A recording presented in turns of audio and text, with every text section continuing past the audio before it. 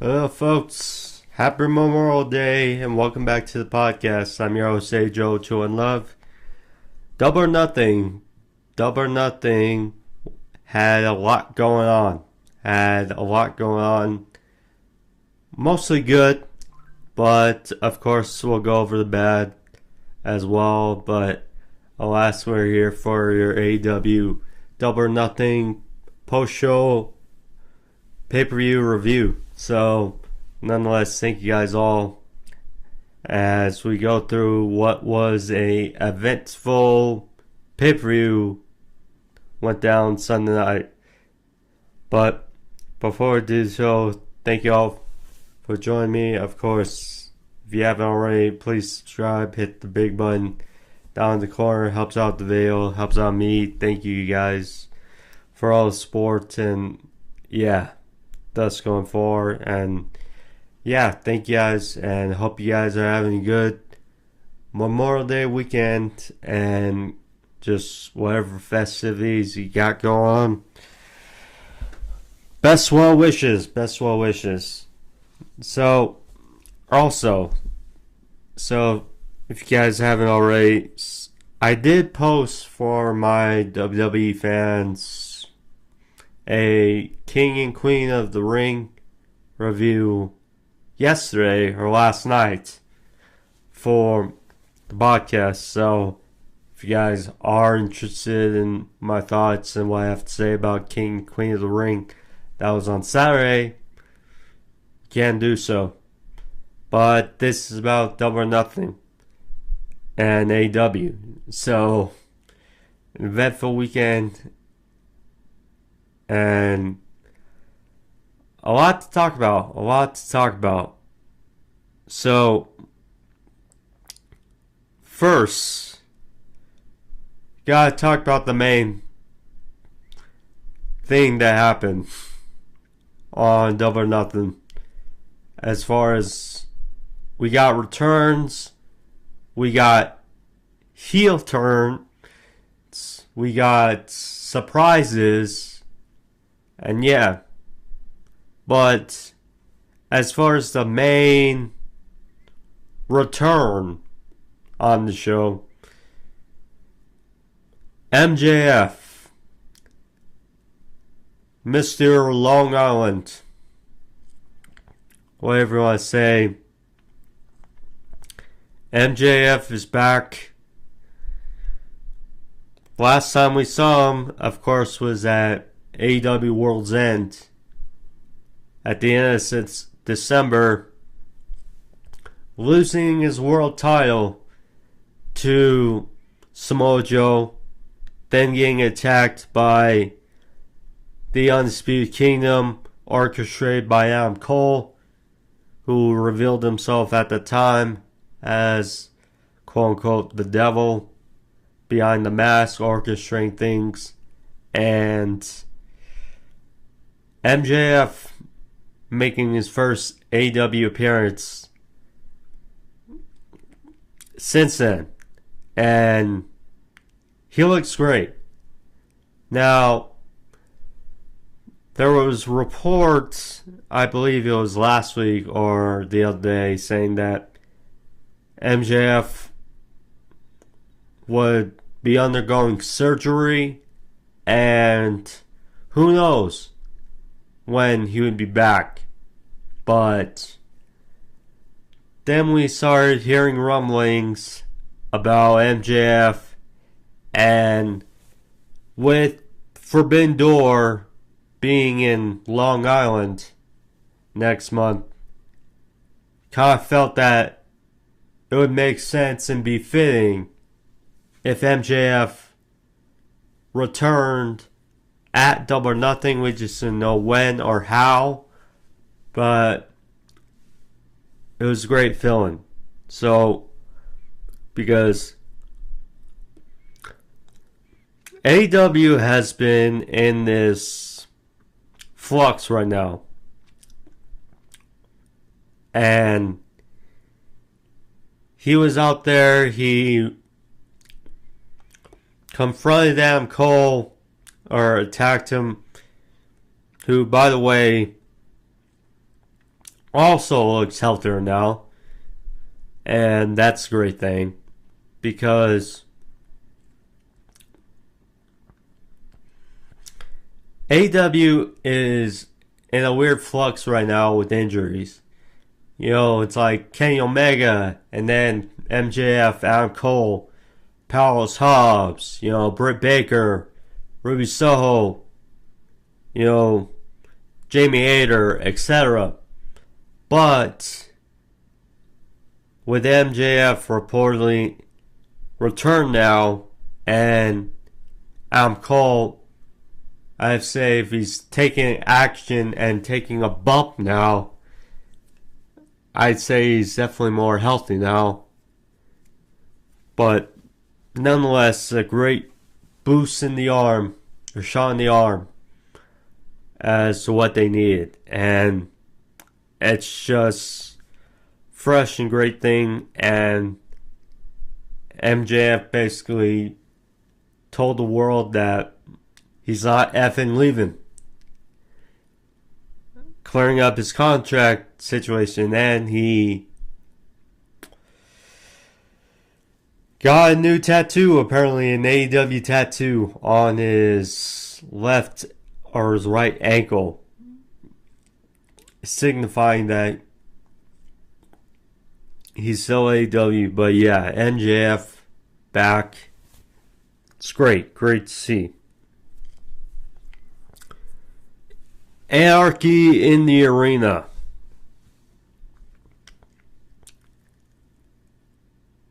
What crazy, chaotic, just whatever you want to say, was the main event. Team Elite versus Team AEW. Or the Elite versus Team AEW. I mean, you know, we had the Barbwire steel cage match with Adam Copeland and Malakai Black, which was pretty brutal in of itself. To which we saw Gangrel rise from underneath the ring to aid Adam Copeland. And what was a scary, fun steel cage match. And then we get the main event. Anarchy in the arena. I mean, just we had a bus. We had Darby Allin being basically drooped upside down because, I wouldn't be surprised if he's still not 100% because of some of the spots he did in this match. Flamethrower, Jack Perry basically almost set on fire. And Tony Khan was involved. Jeez. Now, we'll get into it all in a little bit. But before, I gotta say, despite all the chaos, despite all the fun of AEW Double or Nothing, there's one thing I mentioned about the post-show or regarding the media scrum. Simply put, that I think people know that with AEW now, I get it with when they were doing quarterly pay-per-views, just 4 pay-per-views a year, and they want to tack on everybody as they can.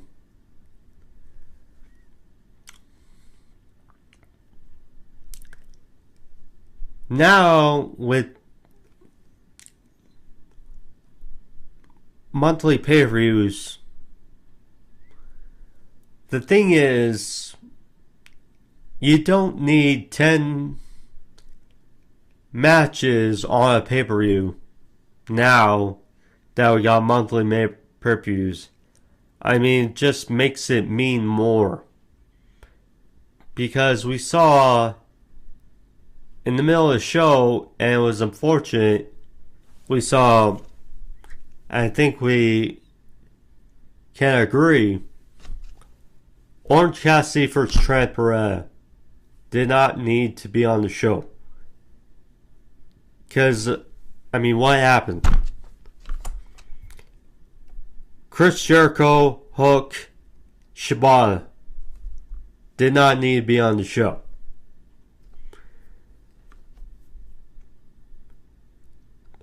And it sucks to say because this was one of the more interesting matches on the show, but the fact remains with the story, with the lack of build going into it, and it being an eliminator match, really took kind of the lust out of it.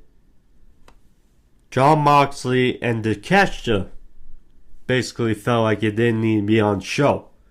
So, I mean, those three matches, yeah.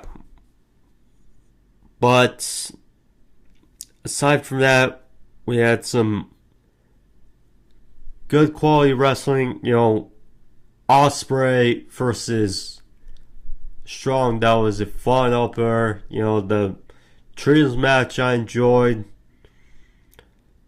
Both women's match, well, I would say Toni Storm for Serena Deeb was definitely my favorite of the women's matches, but Mercedes Mone. So, Mercedes Mone is now the TBS champion for defeating Willow. You know, I'll talk about it, but, you know, paying her as much as you're paying her, you know, her first match in being a title match, her losing, you know, albeit the build and stuff didn't really make sense for her to walk in and get a title match, but alas, that's where we are. And we'll talk about it, but yeah, Mercedes, the new TBS champion. And she looked alright out there. She did look like a bit of a filling out process. You know, her first match in like a year. It wasn't a great match, but I thought it was fine for what it was. And yeah, we'll talk about it more as we get to it. But yeah. With out of the way, with this, I tried to not do so much in the intros, but nonetheless, a 13-minute intro. So, alas, now let's get into the review, shall we?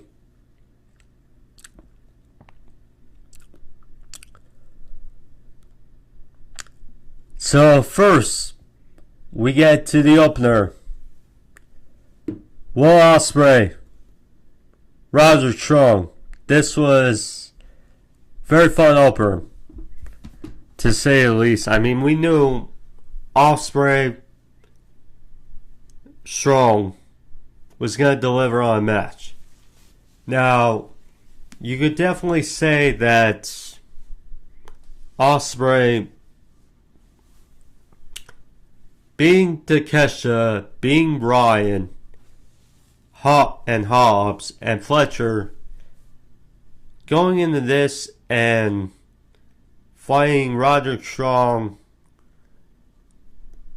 for the International Championship, definitely in a way feels like a downgrade, but nonetheless, last month's pay-per-view was Dynasty. And, well, you look now at this pay-per-view, and, well, Swerve is champion. Mercedes champion. Willow is champion. Well, kind of still moving along with the whole dynasty aspect. By the way, so a big thing that came out before I get into the match, big thing came out of the buy-in for AEW. So Martha Hart returned. Tony Khan was out there. And they announced that the Owen Hart Cup tournament will return for a third straight year. Another great addition. You know, just great to see for AEW. That's first. So, the other thing. So,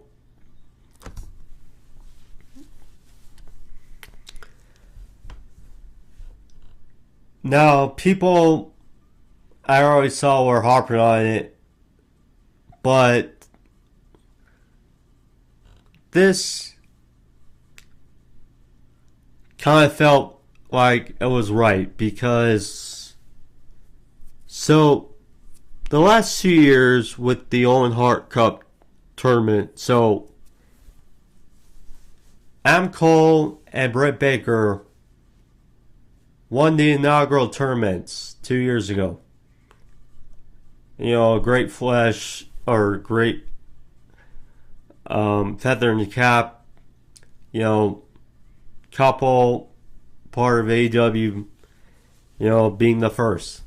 But they didn't really win anything besides a title and a trophy. And for a while we saw those titles around that, you know, it's great, but AEW already has a lot of titles on AEW. So it's like, what does it really mean? Besides being the winner of the Cup tournament. And then last year, Ricky Starks and Will Nightingale, they win the Owen Hart Cup tournaments. But what did they gain, you know, besides maybe a trophy? You know, it's like, shouldn't they gain like an opportunity at a championship or something similar to what King of the Ring, you know, Triple H decided to bring back for this year? It's great to see. So Tony Khan announced that the winners of both pairings of the Owen Hart Cup tournaments for the men and the women will get World Championship matches at All In. So that's a great thing because people have been, and I've been not too easy on AEW recently as well, that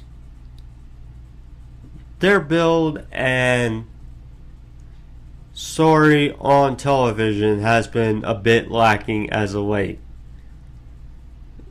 leading up into Double or Nothing.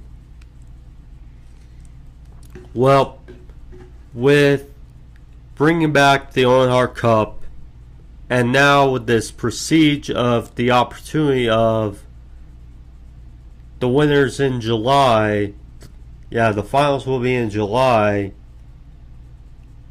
and the winners get World Championship opportunities at All In, that just adds more prestige and more importance just in general to the shows, and that certainly helps. And, you know, people saying, well, Tony Khan, AEW, Copeland, WWE, you know, it's like, you can't satisfy everyone. That's just idiotic nature. I mean, I get it, with how closely reliant, but this was the thing that was certainly needed for the tournament and for the shows to build more importance. Same for the tournament and, the King of the Ring. But, yeah, so puts it in neat, unique perspective, because with the winners getting World Championship opportunities at All In, two women come to mind for the women's division. Jamie Hayter, if she comes back, or Mariah May. I mean, clearly they've been pushing and building Mariah May besides Toni Storm, and it all makes sense, for her to have that moment. She's from the UK, to potentially be the one to take down Thomas Toni Storm, the protege, upsetting the teacher at All In, would be a unique moment, certainly.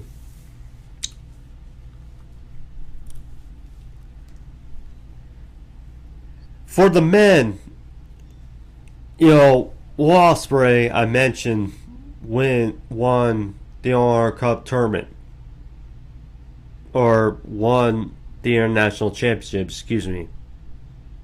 From the UK, Ospreay could still very well win the tournament. So very well. And right now, I don't know who else I would see. But you could put a number of names in that tournament to certainly prevail and hopefully face Swerve at All In. But we'll see.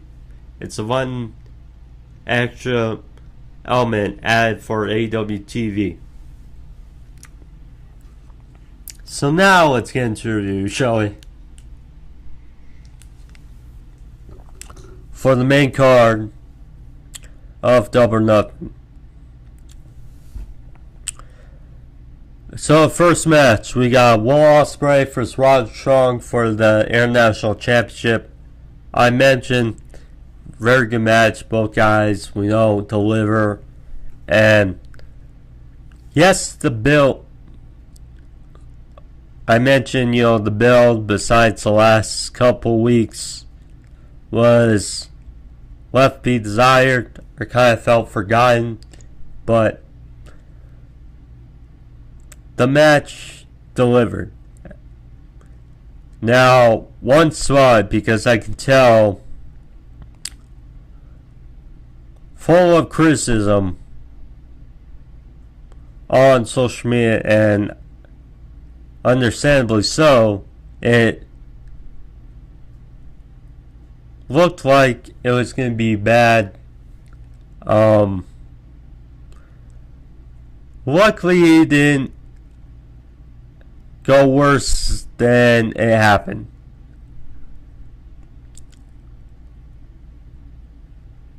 So one spot. So the Undisputed Kingdom. So Roddy was out there with the Undisputed Kingdom, and of course they were going to be involved, have some interference, and this wasn't the end of it. So the Kingdom was on the outside. Bennett had Ospreay on his shoulders in like an electric chair position, and then Taven looked like it's weird, it looked like he mistimed it or whatnot. So what happened was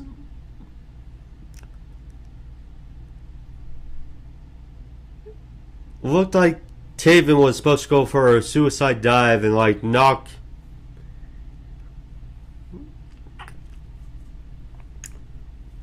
Ospreay off Bennett's shoulders and then be like almost a doomsday device on the outside. Instead, it looked like just a weird botch, as it looked like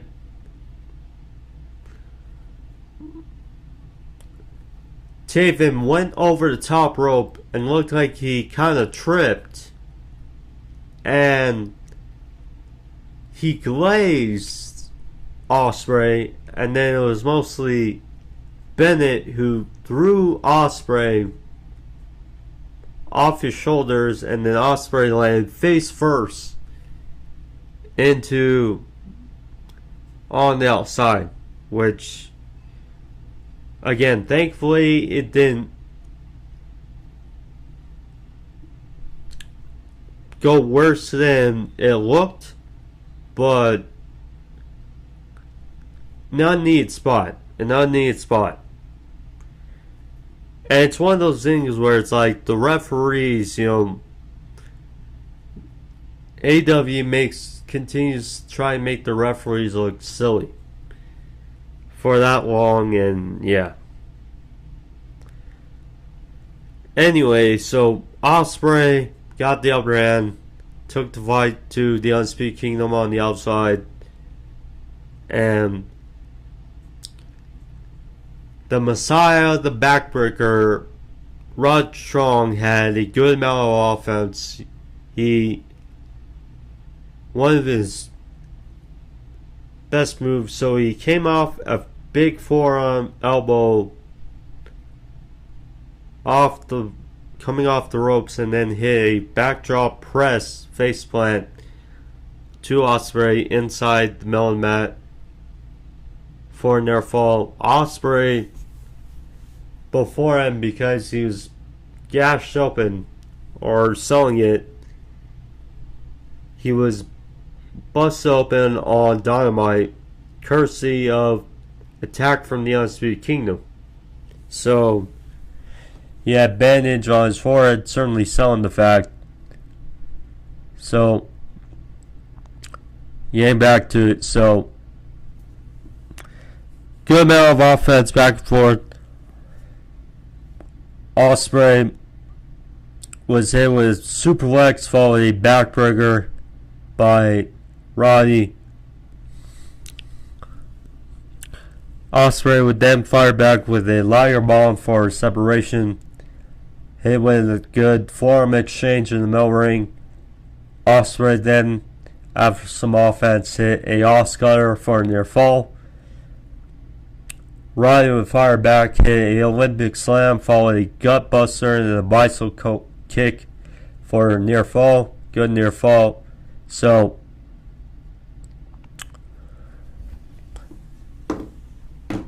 Roddy, first of all, he went for a end of heartache backbreaker, but Ospreay would counter into a high stack roll up for a near fall. Then Roddy tried to go for it again. So, but this time a unique way. So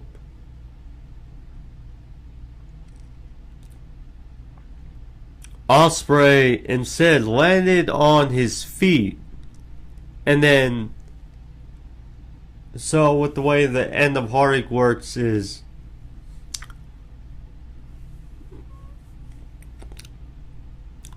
Roddy has him up in a suplex position and flips him over into a backbreaker.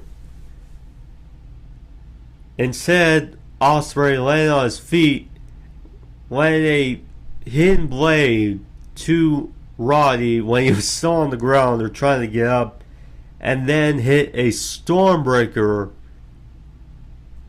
on Roddy. 1, 2, 3, and then we have a new international champion innovative way to end the match. Certainly, it's like, yeah, that was out of nowhere and that was fun. Great stuff, great match. Besides that one spot that was not needed, it was a very good match between two excellent performers. Excuse me. So then after the match and the commotion and Roger Strong, the Kingdom helps their fallen confidant to the back. So after, then we get Adam Cole, the quote-unquote leader of the Undisputed Kingdom, who I have not seen in a bit. I believe last time we saw him was so he was walking at Dynasty, and then after we had that match where Ospreay qualified to face Roddy, and Cole came out after to pretty much aid Roddy in this stare down. So it's been a few weeks since we've seen Adam Cole, and great to see he was walking, and so he starts cutting a promo. Says, well, who's ready for story time with Adam Cole, baby? And then he says, well, Las Vegas, you suck. Says he shouldn't be out here, he should be in the back tending to Roderick Strong. He said maybe he shouldn't just leave the arena to hang with the Undisputed Kingdom. Said he shouldn't even be in the city. But he says that despite being one of the best pro wrestlers of this generation, he still gets no respect.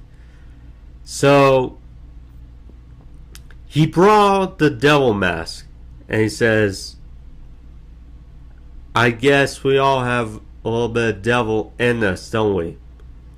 So then he says that, well, he should be at home rehabbing, and that finally when he gets clear and then he's 100%, he says that he will show the devil full blown, and that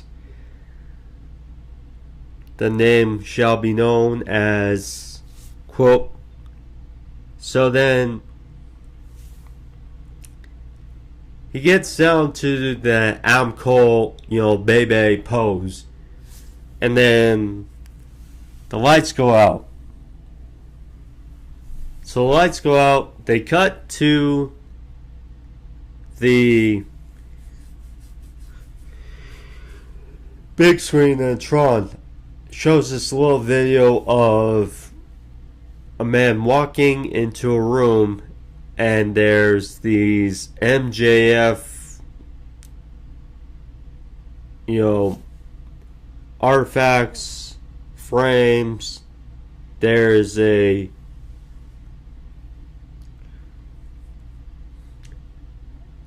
blanking on the word, a mannequin. There's a mannequin with MJF's, one of his jackets and his scarf. So then, and there's also a hand for his ring, the Dynamite Diamond ring. So he takes the ring, and then he gets in front of this dummy, and then, so one of the main photos when MJF and Adam Cole a team is when they were in the back and they were hugging Shalom. This was I think this was after Grand Slam, and MJF had the world title. So they showed one half of the picture, Adam Cole, then the other creeps in MJF. So then cuts back to Adam Cole and he's like, what's going on? What's going on? Then all of a sudden we hear that distinctive note. We hear MJF's music play, and then Adam Cole's like, oh shit, you know what? This is not good. And MJF makes his appearance. The jacket and the vibe kind of felt like when Triple H, almost like a tribute, almost like a calling back to when Triple H returned in 2002 from his quadricep injury.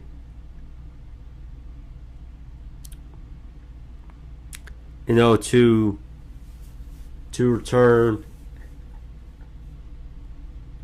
MJF, this is obviously not as well,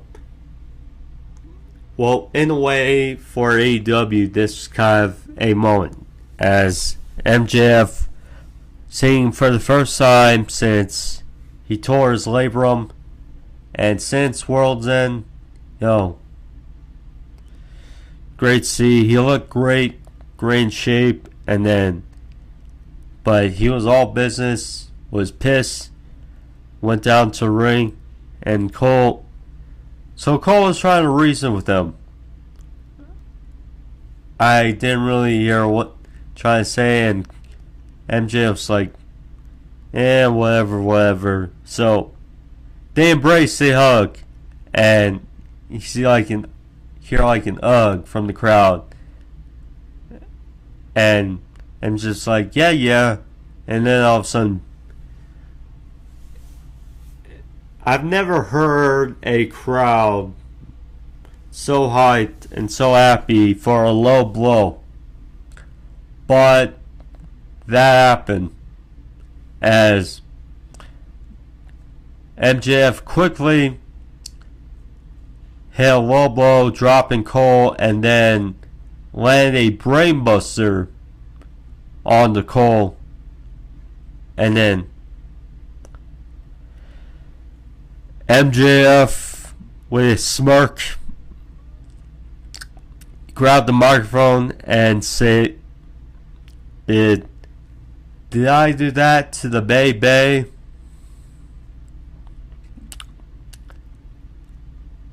So then MJF was like, someone get this shit thing out of my ring.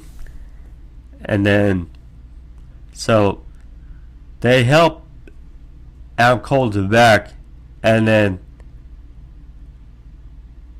MJF was like, well, I gave you something I never gave to anyone. Well, thanks to you, that ain't happening anymore. Hence the friendship with Adam Cole. So MJF was like, well, now I'm reminded to be selfish for myself and be, well, I'm the best. Remind that I'm the best to wrestle in here. And reminded who I am. Saying that he's no longer going to be about love. He's all going to be about hate. So they were wondering, and he said, for those wondering about my contract situation, you stupid marks, no offense. So, first off, after he talked about the mask, saying that it symbolized cowards, those hiding behind masks, and he's no longer a coward. And what this symbolizes that he's done with, and that it can go straight to hell. So he did a Ric Flair like strut. He threw it to the ground, stomped on it, did an elbow drop, spit on it, and then threw it to the crowd. So someone's got some souvenir. Which, yep. So MJF, so he rolled up his right pant leg, and it was like, camera guy, zoom in. And it showed a like poker chip like tattoo with AEW in the middle saying bet on yourself. So he did mention early, and stupid fruit flies, but anyway, MJF said early in the promo that he didn't need, unlike Adam Cole or Schmucks in the back, he didn't need a New Japan or a Vince McMahon to make him MJF. I became MJF because of myself and because of MJF. So after pant leg tattoo, he quoted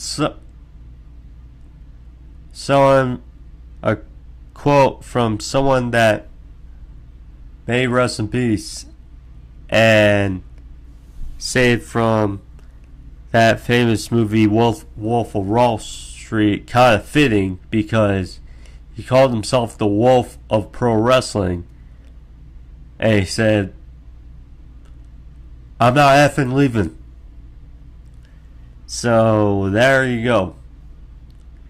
Talking about MJF. MJF is back. Looks great. Seems healthy. Yeah. And with the news about the Owen Hart Cup tournament, I don't think he'll be in it, but it's certain.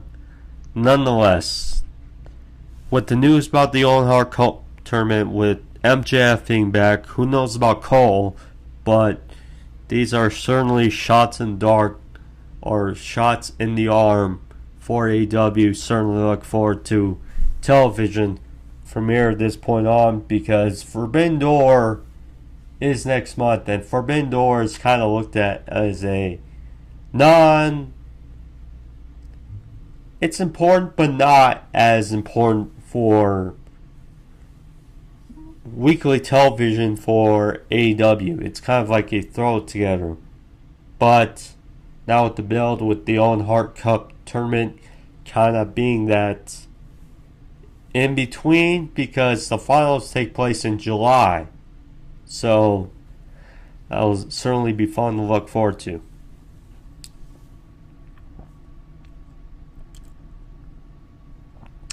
Next up, Death Triangle versus Bullet Club Gold, or they might just be called the Bang Bang Gang, the way it's seen on the AEW website. I still prefer them as Bullet Club Gold. But anyway, so we talked about returns. Those weren't the only ones, as a certain someone also made his return, certainly felt in this match. One Rock Hard Juice Robinson, Mr. Rock Hard Juice Robinson, made his return felt and helping his boys retain the unified trio styles. This was a fun match, fast-paced match, as you expect. I mean, yes, similar to a couple of matches on the show, the build was kind of...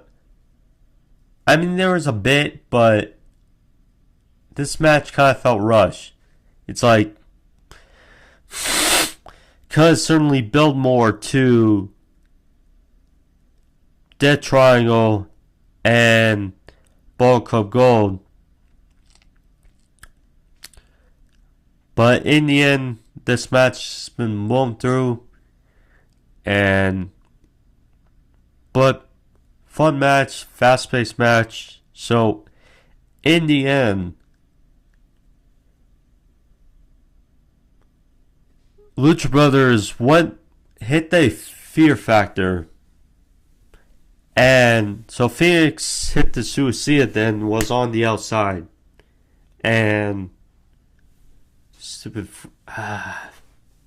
so Phoenix was on the outside, leaving Pac to be on the top rope. And the referee was distracted. So Pac went for the Black Arrow.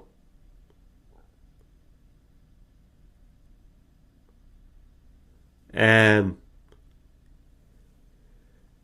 Juice Robinson all of a sudden appears out of nowhere and tosses Pac off the top rope and basically hit and run. You know, the referee didn't see it out of his vision. And Blade Runner by Jay White, 1, 2, 3, and Bullet Club Gold, or the Bang Bang Gang, retain the Unified Trios Championships. Now, again, they do not. First of all, great that Juice is back. He adds so much help for this group, and it's great to see. It's great to see him back after that back issue. Great to see him back. Another crucial guy come back from the injury list. Certainly helps. Once again, they do not need to be carrying around 9 titles, but nonetheless, as far as Juice and right outcome, Bullet Club Gold wins. Only thing now is, this could have been a match potentially between Pac and Jay White, or Jay White versus Phoenix, etc. And you could build towards this match. Said it's done. Now what's next for Bullet Club Gold? But great for Juice. Great for Juice to be back, certainly. Serena Deeb versus Toni Storm for the AEW Women's World Championship. This match was very good. Very good. The only thing was, so one of the cons of having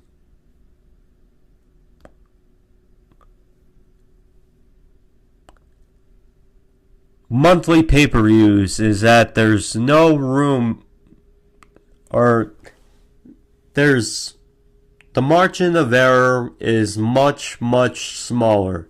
It's like when AEW had those quarterly pay-per-views, we'd see some weeks where it'd be kind of filler or okay. Now with monthly pay-per-views, you have more challengers that you gotta try to build towards for a champion. Serena Deeb, very good, one of the best in the world. The thing though is, she, prior to making her presence felt for challenging for Toni Storm after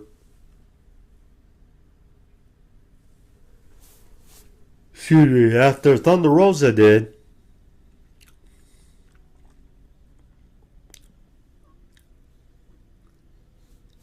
Serena really didn't wrestle on Dynamite this year. You know, she wrestled on Collision, wrestled on Rampage. You know, innuendos of perhaps calling out Mercedes Moné. We may still get that match on the line, but they pivot from that for Willow versus Mercedes, and then we get to this match and Serena talked about her comeback story, this or that, but it did feel like not properly built, not just felt kind of rushed. And I think that's kind of why this match here, while it was very good, the reception was not that what could have been.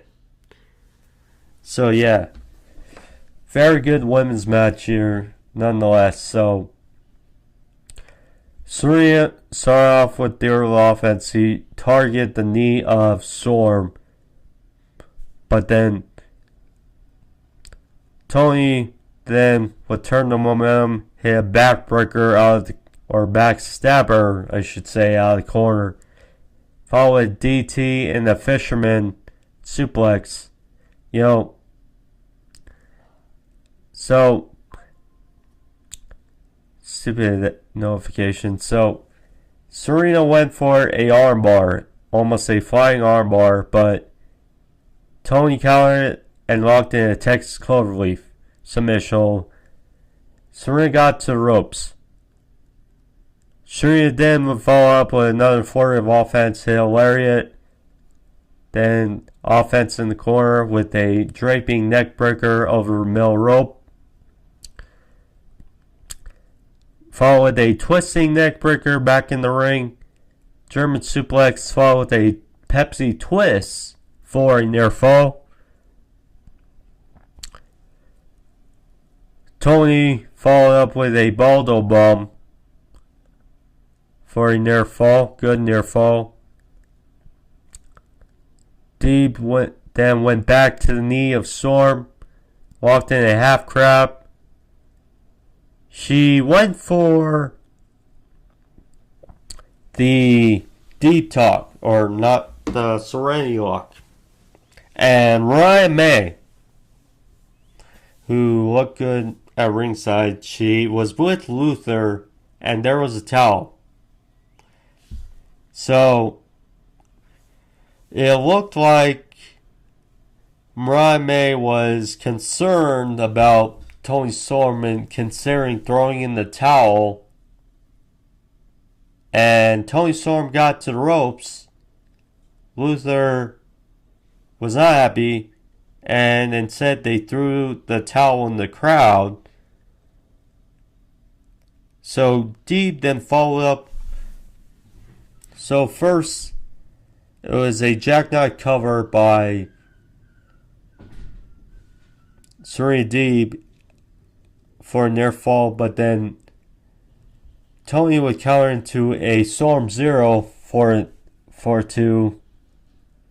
Deeb then hit the deep talks on the apron. Back in the ring, only got a near fall. So then they were on the top rope, and then Toni hit a middle rope or avalanche. Storm Zero, and then followed by another Storm Zero for the win.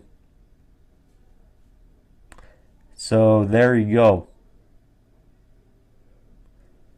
And Toni Storm retains. You know, again, the gimmick, say what you want, it's very good, but when Toni Storm wrestles, she wrestles and she's on the run of her career, we can easily say. And, whoever wins that title, probably Mariah May, but whoever takes the title from Toni Storm will just be paying dividends from it. Just great. So then after this match, we got into that wall kind of in the middle of the show. 3 matches, I apologize, but I did not care for. I think many did not really care for. So then we get to Trent versus Orange Cassidy. This feud, so Trent attacked Orange after he lost the Young Bucks in the semifinals of the Tag Team Title Tournament. And, Trent went after Orange, trying to turn Chuck Taylor against Orange, saying he had to pick a side. Then they had that parking lot brawl, and then Orange says that Chuck Taylor might not wrestle again. And then, get a match between them on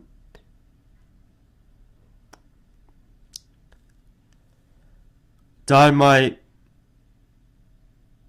Orange wins in fluky fashion, and Trent delivers a pile driver to Orange on the steps, and then after that, it's like been,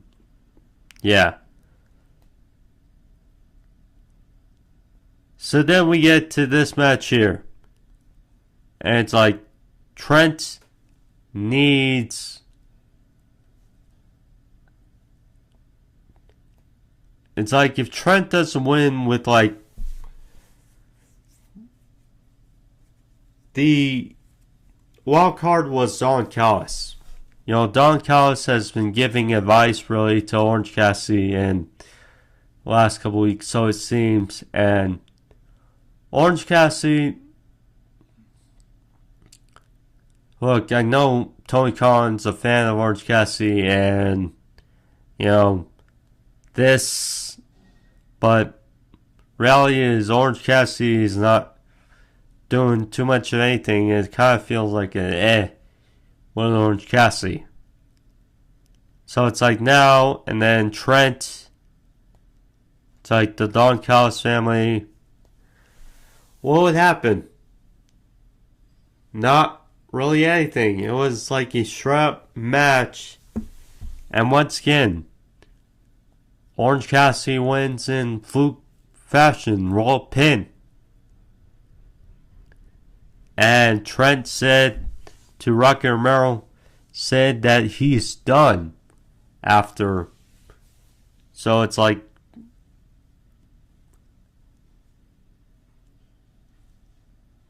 I'm sorry to Orange and Trent, but literally it's like hard to care about this storyline, really.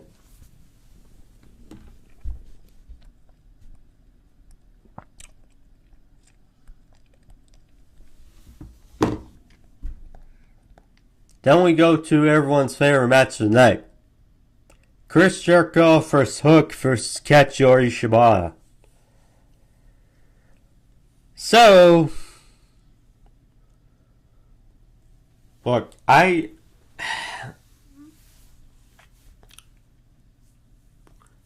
said what I've said about Chris Jericho and the FTW title, and, Hook and Shibata.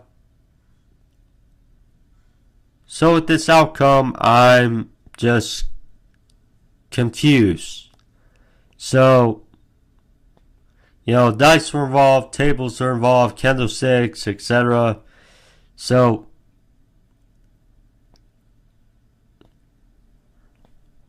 Hook landed a overhead suplex to Big Bill through a table on the outside, and credit to Big Bill. Thankfully, he's not as hurt as it was close to be, but yeah. So, finish the match. So,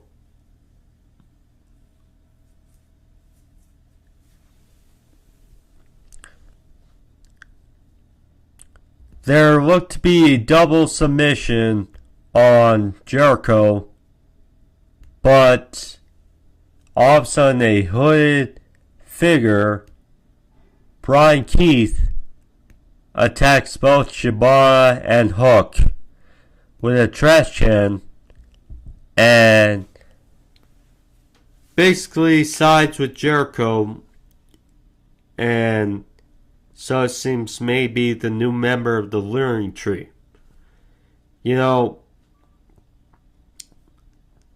As Jericho pinned Shibata to retain the FTW Championship.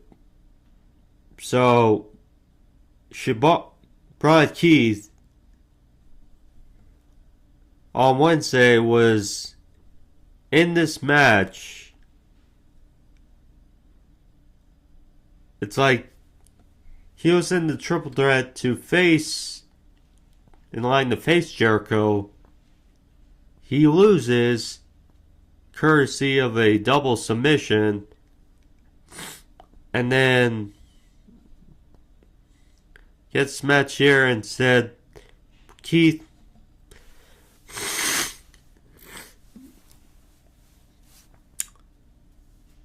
it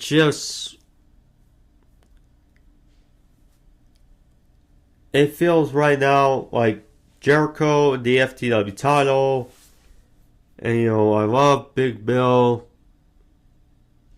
Brian Keith has talent, but it's just why? I mean, it feels weird. It's like Jericho, another group.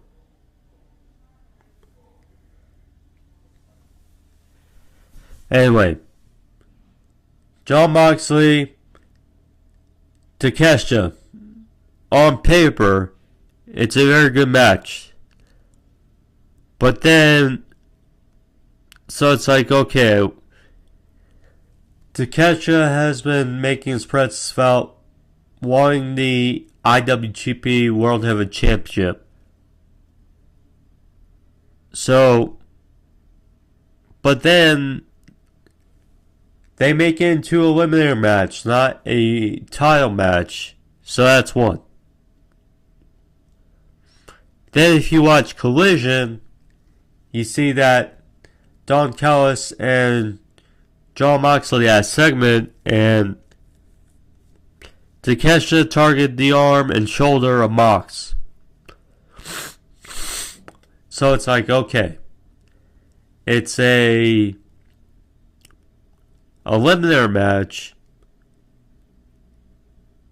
The shoulder of Moxley is hurt. Takeshita needs a big win. Okay, it seems like Takeshita's a win. No. In the end, so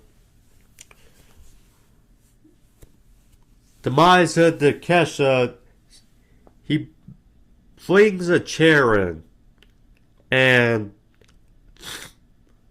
he gets hit with a curb stomp on the chair. And then a Death Rider by Moxley for the win. So it's like, huh. And that's over. So they make it a eliminator match. Mox is hurt, quote unquote, and Takeshita still doesn't win. Big. Ay.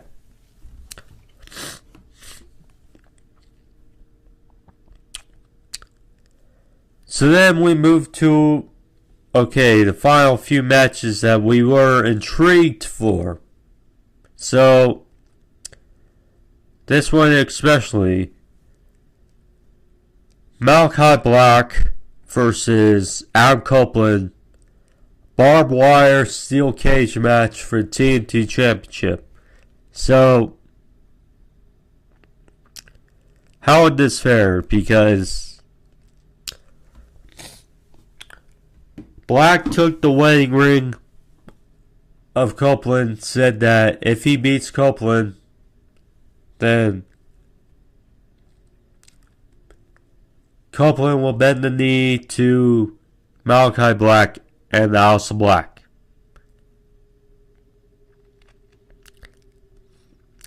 And Copeland said on Collision that if he wins, maybe he gets the house instead. So, interesting dilemma in this match. So, they had barbed wire at the top of the cage, and then they had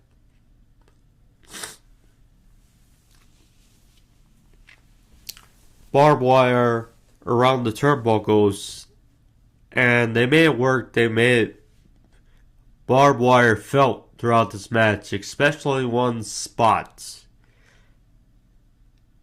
So,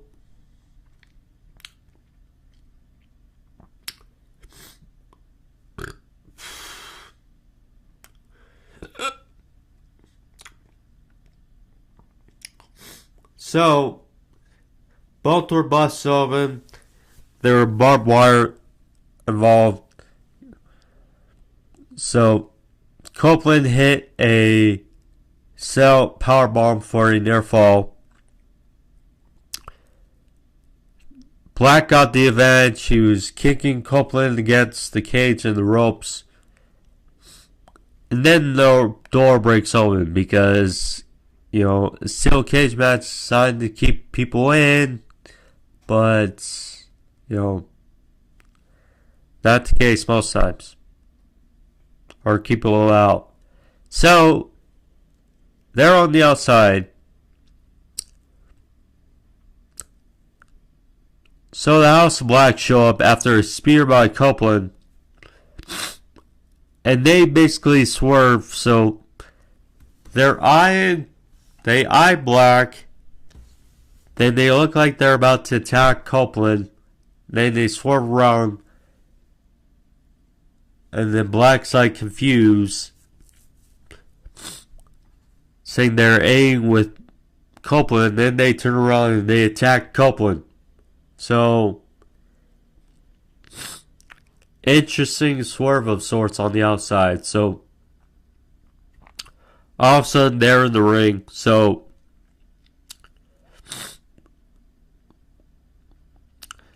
beat down on Copeland, 3-on-1. So he's wrapped in barbed wire.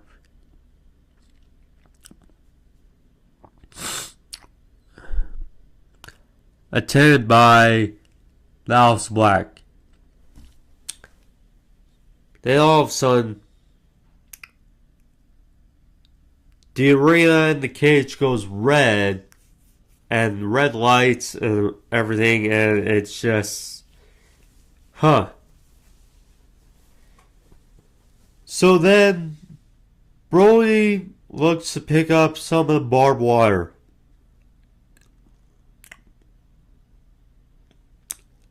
Then all of a sudden he's spewed in the face with blood from underneath the ring as Gangrel rises from underneath the ring, attacks the house, hits Impaler great moment. Attacks, he hits Impaler DTs around, takes care of Buddy and Brody.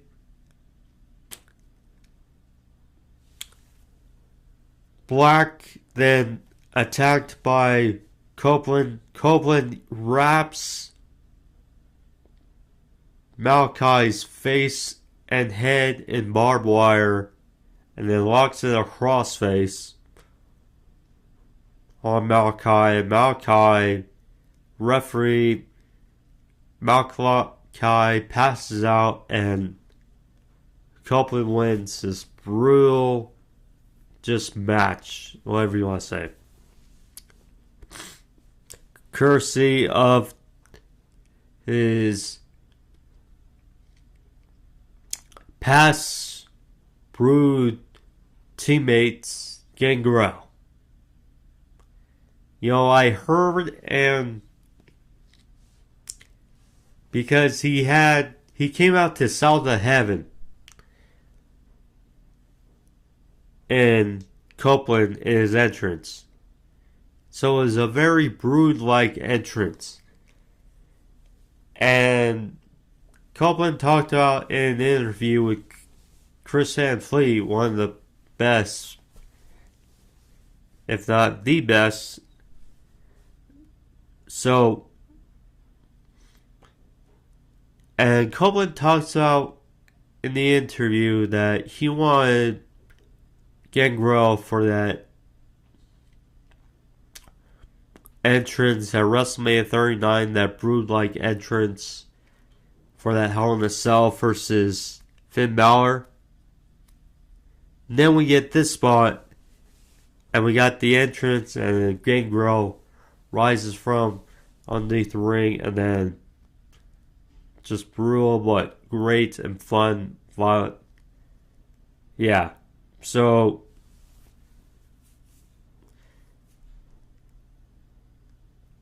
Malakai unsuccessful.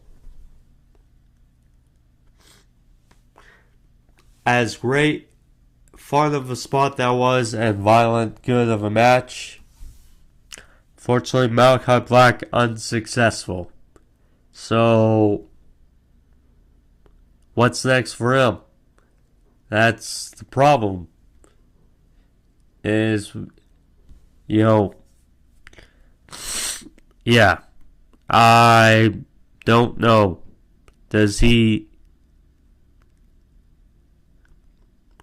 If there's one guy who could certainly use the Owen Hart Cup, it would be him. But sadly, I don't think if he's in it, he'll win. I don't think so. So, yeah, I don't know. But very great violent match before the main event. Yeah. This is another kicker. So we have the main event, Anarchy in the arena, and then before that, just a few matches before, we have this violent, bloody steel cage match between Copeland and Black. Almost running the well too much a bit, I'd say. Mercedes Mone versus Willow Nightingale for the TBS Championship. Certainly eyes on this match. Mercedes, her first match in about a year. Her first match is a title match. Brought in on big business. So it's like, how would she fare against Willow? And this match had a few weird variables. It's like Mercedes, it is her first match. Big signing for AEW. But Willow has been getting more over the last number of weeks. And, she's currently on her best run of her career. And it's like, I don't know if for it to be over. And then you have the thought in the back of your head, because Chris Statlander, Stokely Hathaway, it's like they were teasing her going heel, and then they kind of dropped it, and then comes this night. So, match was fine. It wasn't as good as Toni Storm for Serena. Simple as that. But it was a fun match for what it was. So, filling out process for Mercedes early on. Fighting on the outside as Willow hit a powerbomb to Mercedes on the apron. Hit Brainbuster back in the ring. Mercedes would target Willow's knee, the bigger Willow. She would actually hit a powerbomb again. Willow would for a near fall. Fisherman suplex. So, the referee was tied up with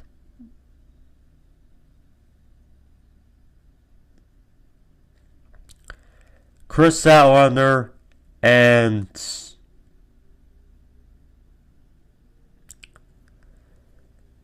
Stokely after a doctor bomb by Willow. And so Willow had the match won, but because the referee was tied up, only escalated to a near fall. So then they're fighting on the top rope. And Mercedes then followed up and won here with the Mone Maker, she calls it. Basically, it's a gory bomb into a DT for the 1, 2, 3, and Mercedes is the new TBS champion. Kind of feels like the crowd kind of was conflicted because, yeah, her first match, Mercedes, is good, but Will, again, that sympathy and the babyface in her. So then, Stokely and Chris are dejected. So then, stupid. Anyway, so Chris then is helping Willow up the ramp, and then Chris then attacks Willow, slamming her to the rampway, and then Stokely just has that cheeky grin, and then, yeah, pretty much almost signifying that Chris has turned heel, siding with Stokely. Well, finally happened. They were teasing it. Now it's happened. And besides, Chris was wearing black, and albeit she does look good in black, but also we know heels, most likely because Adam Cole is wearing black when the devil reveal happened. Chris Statlander, she wears black. Heel running with the heel turn. So yeah, so then they walk out together, and yeah. So, first of all, Stokely, much better as a heel. Much better as a heel manager. Second of all, it sucks because they haven't really done anything with Chris since she beat Jade for the TBS Championship twice. And, she was over, she had to run, but really, she's not done much with. So it's like, it's different. We'll see. But it's like, they were kind of dragging it, and then they dropped it, and then it's like, okay. So it's like, we'll see how it plays out. We'll see. Christian Cage, the patriarchy of AEW, versus Swerve Strickland for the AEW World Championship. Match was solid. It just kind of feels like, see, with the length of the pay-per-view and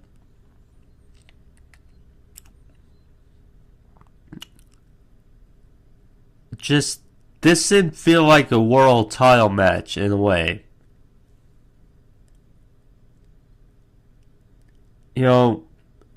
It sucks because they haven't been.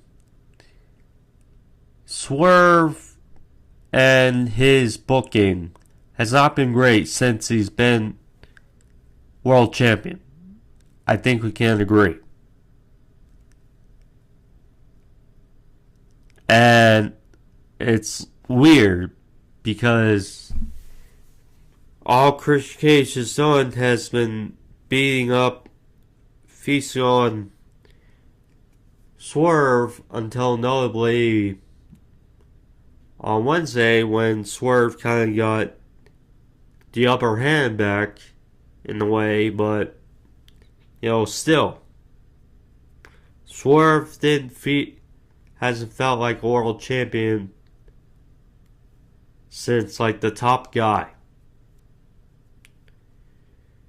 And we love Christian,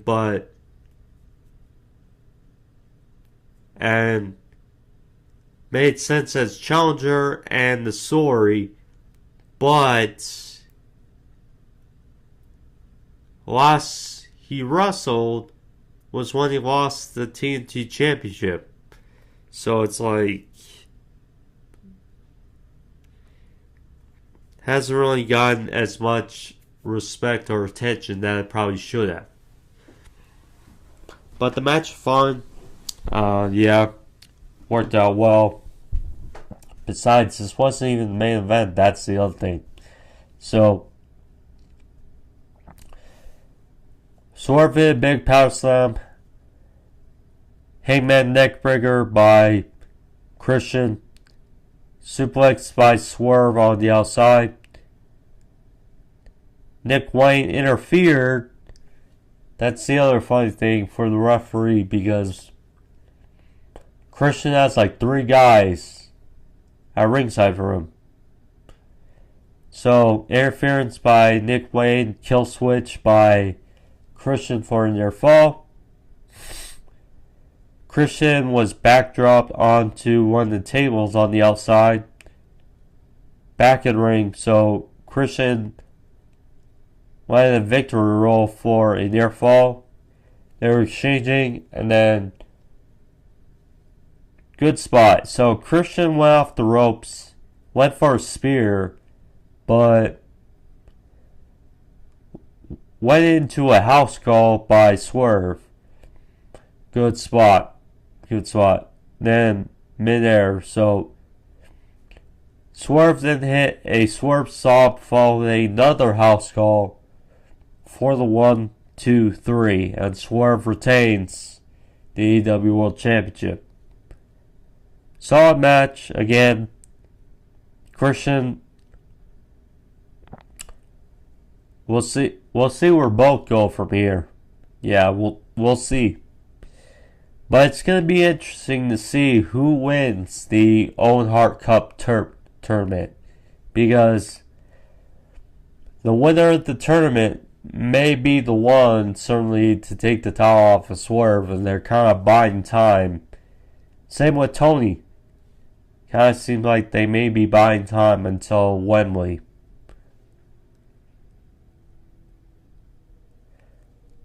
Then the main event. Anarchy in the arena. The Elites. The Young Bucks, Jack Perry and Kazuchika Okada versus Team AEW, which was FTR, Bryan Danielson, and Darby Allin.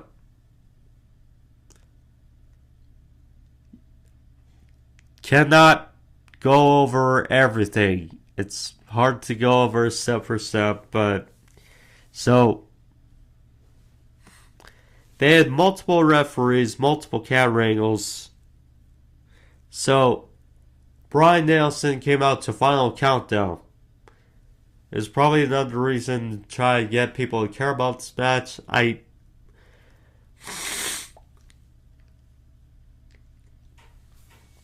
was invested in it, but not as invested as I was on for a number of matches else on the show. So,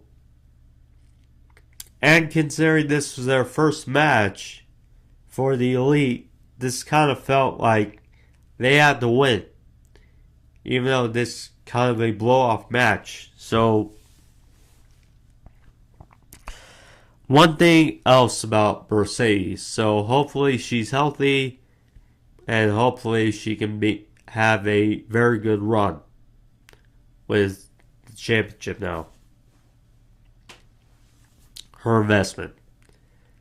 Now back to Anarchy in the arena. I mean, Darby, we know he's been through the woodshed the last several months. I mean, he had that glass spot at Revolution. Broke his foot against Jay White. Luckily did not climb Mount Everest because of it. Then, of course, we know he got hit by a bus.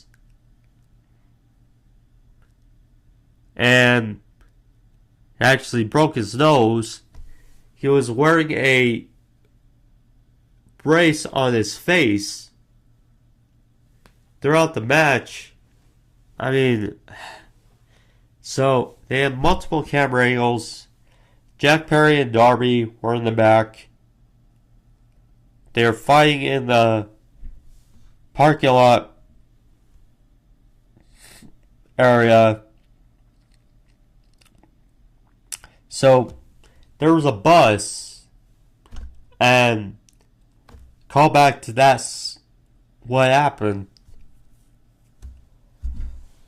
This is probably Darby's idea, but Darby got hit by a bus courtesy of Jack Perry. And Jack Perry was unconscious. So, in the ring, so Young Bucks hit a shatter machine on Dax for their fall. So, Darby and Jack Perry finally get to the stage in the arena area. Darby has flamethrower. And literally set the legs on Jack Perry on fire. Luckily, the Young Bucks were there with fire extinguishers and they extinguished Darby as well. So they're all fighting in the middle of the ring. So the Bucks and Okada, they tied the cord or something around the legs of Darby, and they hoisted him up, not high, not really high, but suspended upside down, like right above the ring. So Darby can do nothing. He's upside down. So then they take off the brace of Darby, And they showed for Reebok on Wednesday, and Okada had some sneakers that had some tacks at the end of them. So they took off the brace of Darby, and then they did super kicks to Darby's face with the tack shoes on the bottom. So there you go. So then Bryan's doing this offense all while Darby's upside down. It's both brutal but hilarious in the fact that Darby's just hanging there. So he hit a Busaiku knee with a chair shot at the end for a near fall. But in the end, the numbers just caught up to them. So Young Bucks hit the EVP trigger on Bryan.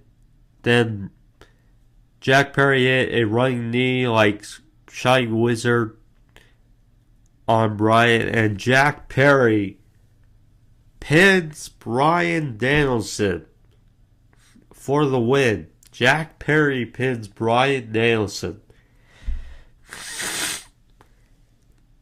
And the Elite get the win in Anarchy in the arena. That's something. You know, the other thing is they could put Jack Perry in the Owen Hart Cup. That would be interesting. But yeah, Jack Perry pins Bryan Danielson. I mean, the Scapegoat's first match since returning to AEW, he pins Bryan Danielson. I mean, yeah, in Anarchy in the Rio. Something. I imagine this feud's not over, you know, because the Elite won the first one. They had to. So, how are they going to progress into Forbidden Door and All In? We'll see. But, yeah. Overall, Double Nothing, very good. You know, again, those 3 matches in the middle were not needed. Aside from those, very good pay-per-view. Very good. And Anarchy in the Rio was just a crazy, crazy ending. But overall, it was enjoyable. I will say that. And yeah, hope you guys enjoy it as well. And if you guys enjoy this video, hit the subscribe as well. Leave a like, leave a thumbs up. Helps out me, of course, helps out this video. So, and I appreciate everyone who does so. So thank you guys all. And be safe. That's my review for Double or Nothing. So nonetheless, take care all. Happy Memorial Day or whenever you see this. But thank you guys. See you guys next time. I'm HO to Love.